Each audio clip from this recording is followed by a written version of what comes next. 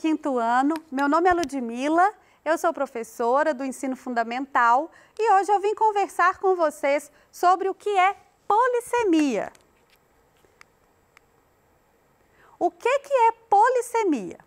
Antes de te dar essa resposta, eu vou fazer algumas perguntas para você. Você pode anotar aí no seu caderno as respostas, o que você acha que é, trocar uma ideia com algum colega, com quem estuda com você, tá? Com seus responsáveis, mas procure responder a essas perguntas, ok? Então vamos lá. O que é o que é? Qual é a diferença entre a calça e a bota? Essa eu duvido que você sabe. Qual que é a diferença entre a calça e a bota? Olha só, é que a calça a gente bota e a bota a gente calça. Mais uma, hein? Essa, vê se acerta. O que é que enche uma casa, mas não enche uma mão? Essa a mamãe vai saber. Essa é bem antiga. Aposto que ela sabe. É um botão. E o que é que tem? Cabeça, tem dente. Não é bicho e nem gente. O que será que é? Tem cabeça, tem dente, não é bicho e nem gente. Vamos ver? É o alho. O que é que uma impressora disse para outra? Eu nem sabia que impressora falava, mas o que é que uma impressora disse para outra? Já escreveu? Já respondeu? Então vamos ver. Ela disse: essa folha é sua ou é impressão minha?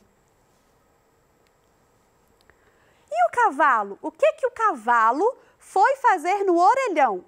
Se você nem sabe o que é orelhão, orelhão é um telefone público que ficava na rua para as pessoas fazerem ligação fora de casa quando a gente ainda não tinha celular. E o que o cavalo foi fazer lá no orelhão, hein? O que será que foi? Ele foi passar um trote. O que o tomate foi fazer no banco? O tomate foi fazer no banco, ele foi tirar o extrato. E o nadador, o atleta olímpico, o que o nadador faz para bater o recorde? Nada. Olha só, quando a gente diz assim, o que o nadador faz para bater o recorde? E a gente responde com nada. Nada aqui tem dois significados. Pode ser coisa nenhuma, nada, ele não faz nada, não faz coisa nenhuma, nem se esforça.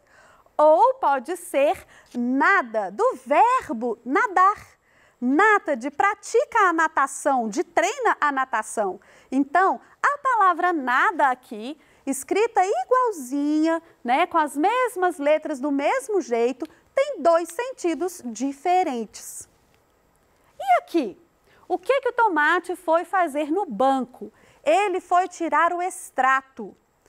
A palavra extrato pode se referir à polpa do tomate.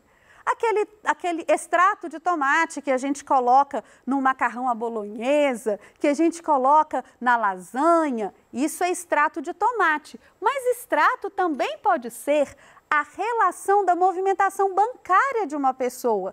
Então, quando você vai ao banco, você pode conversar sobre isso com seus pais. Quando nós vamos ao banco e tiramos um extrato, vai vir ali a relação de tudo que a gente fez na nossa conta. Você colocou o dinheiro, você tirou o dinheiro, você fez um pagamento, um depósito, uma transferência, você tem dinheiro, está devendo. Isso tudo está lá escrito no seu extrato. Então, aqui a palavra extrato tem dois significados completamente diferentes.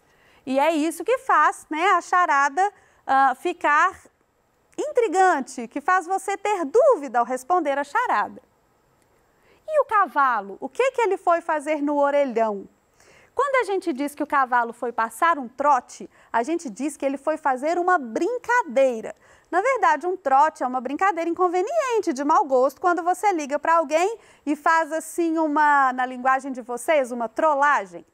Mas o trote também pode ser a marcha do cavalo. A gente diz que o cavalo trota. Então, o trote é a brincadeira, mas também é a marcha do cavalo. Por isso que a gente coloca, né, essa situação estranha de cavalo indo ao orelhão, para fazer essa charada. E a impressora? O que que uma impressora disse para a outra? Então, ela disse assim, essa folha é sua ou é impressão minha? A impressão, nesse caso, pode ser o material impresso, aquilo que a gente imprimiu, a folha que a impressora imprimiu, né? A folha de atividades, o texto, aquilo que você imprime. Ou também pode ser uma percepção.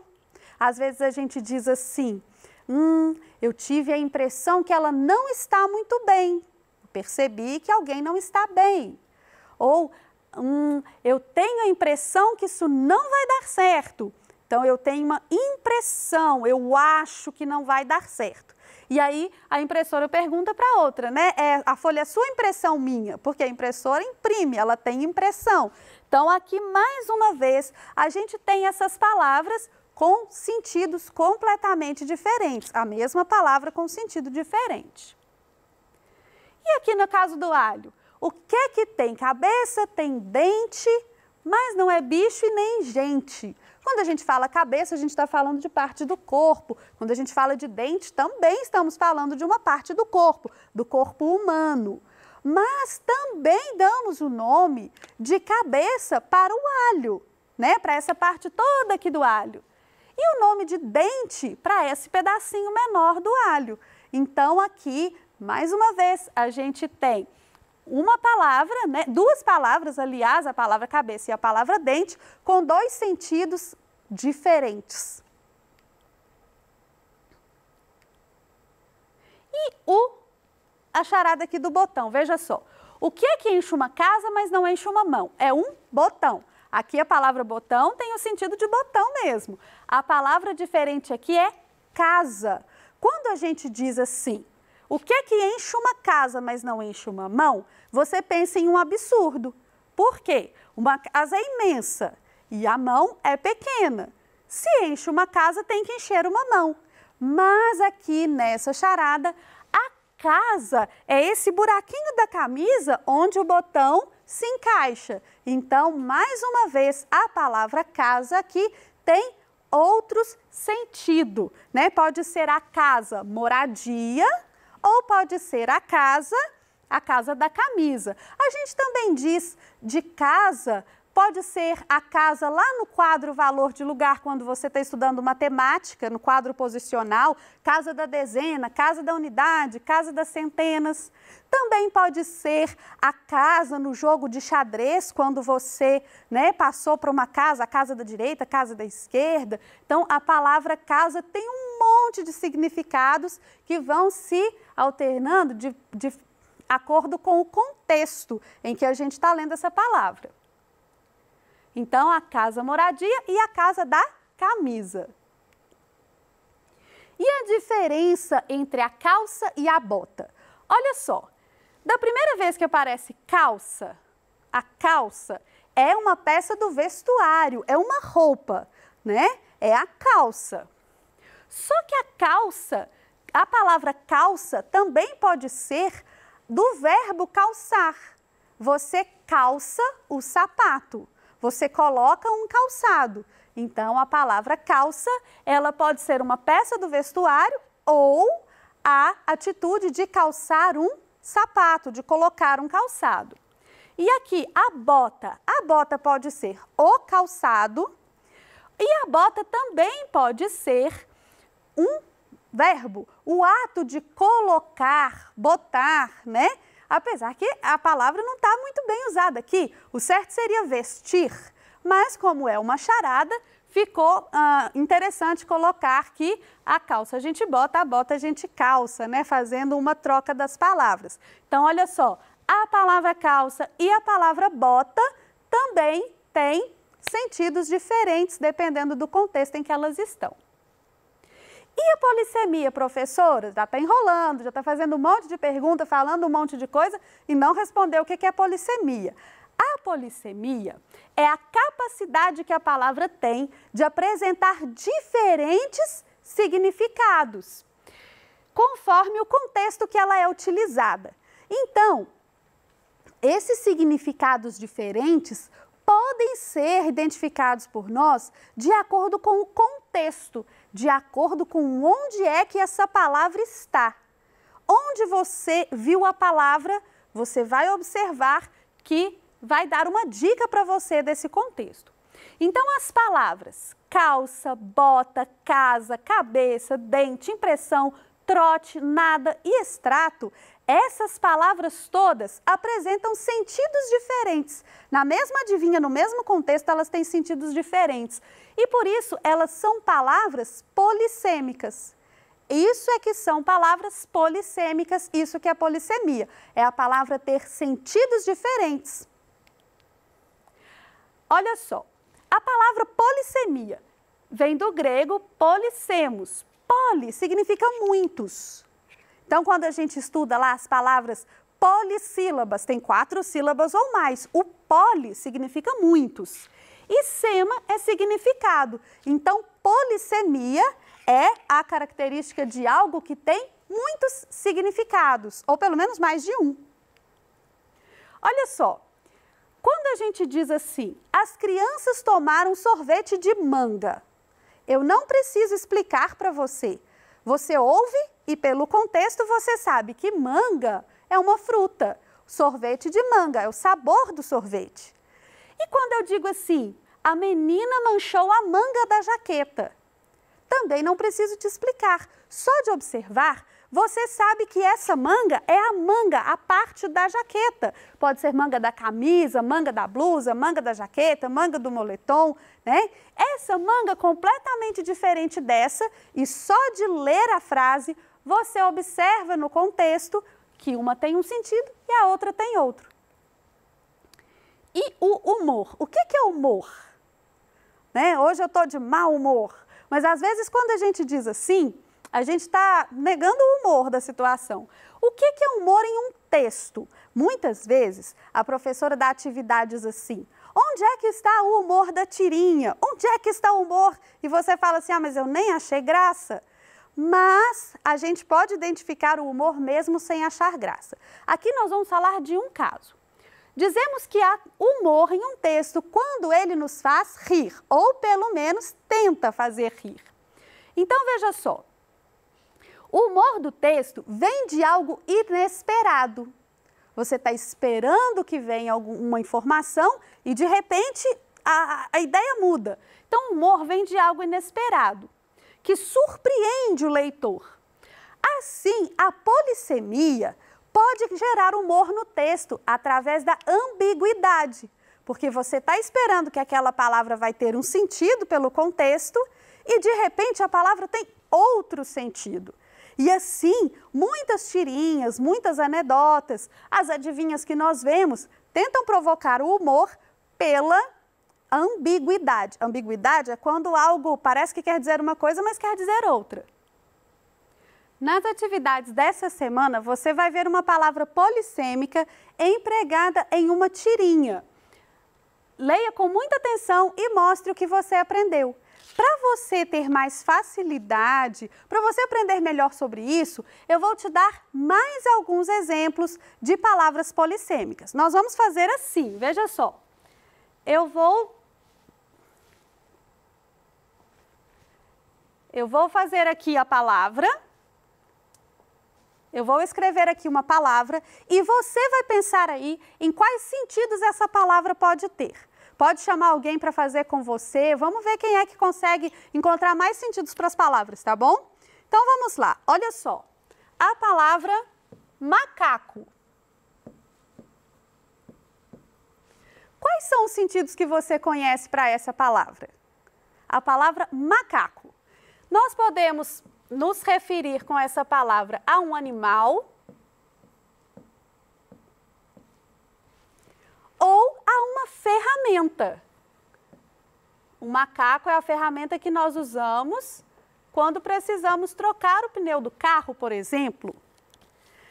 Tem também a palavra venda. Veja só. A palavra venda. A palavra venda pode se referir ao verbo vender Essa casa está à venda. Ou ela pode ser uma venda que a gente colocou nos olhos de alguém. A pessoa está vendada.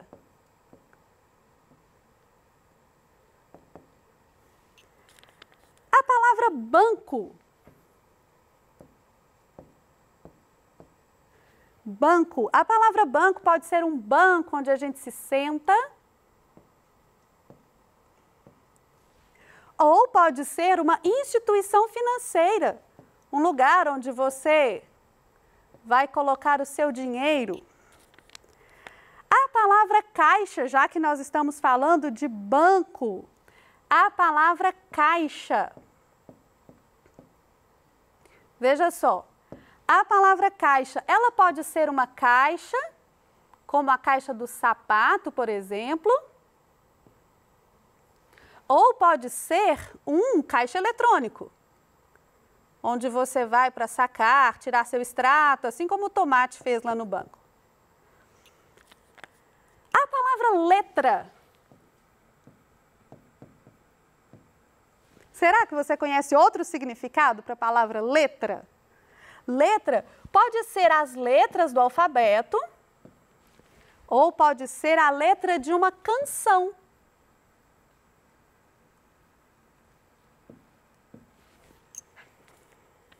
E dama? Dama pode ser uma mulher. E dama também pode ser um jogo de tabuleiro.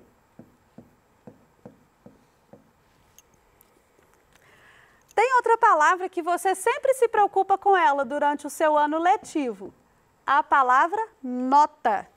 O que pode ser essa palavra? Você consegue encontrar mais de um significado para ela? Olha só, a nota pode ser a nota do dinheiro. A nota pode ser a sua nota na escola, a sua nota lá no seu boletim escolar. E a nota também pode ser uma nota musical. Então aqui, olha, a gente tem uma palavra polissêmica onde a gente encontrou 3 sentidos diferentes. A palavra, vou ter que apagar para a gente continuar, porque o quadro está muito cheio. A palavra partir.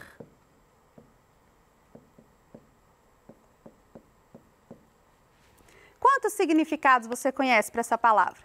A palavra partir pode ser o partir de cortar um bolo, ou pode ser o partir de ir embora.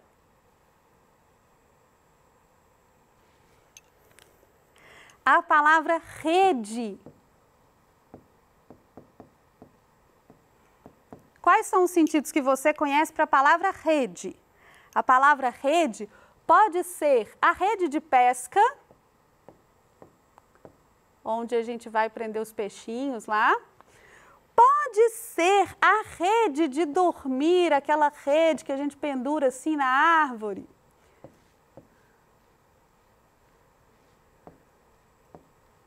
E pode ser rede social, aquela que eu tenho certeza que você conhece. Também tem a palavra toca. A toca pode ser a toca, a casinha do tatu.